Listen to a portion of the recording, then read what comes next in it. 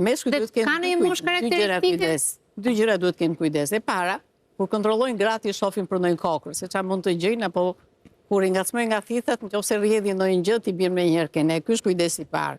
Partneri. I dyti më së për të kontrolluar gjinjtë e tyre. Në idenë që nëse ai e di natyrën e tij, se si e ka gjirin, para pasqyrës, se shef që diçka është normale, do thotë që nuk ka problem.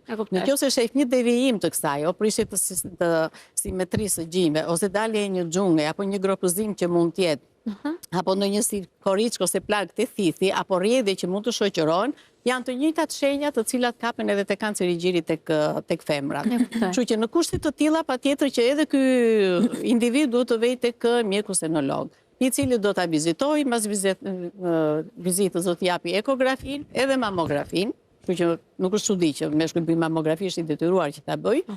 Mamografin, nëse mamografia është një shesh nuk arrin t'ia bëjë, atëherë kalojmë te rezonancë magnetike. A është e vështirë, se duhet të jetë shumë e vështirë? Është e vështirë, por e bësh.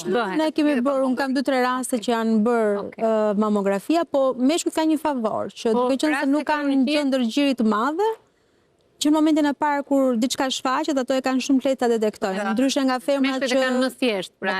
Vetëm se ato që bëjnë e lënë më gjatë. Por çuditërisht nuk e mendojnë, nuk e mendojnë që mund të jetë tek ata një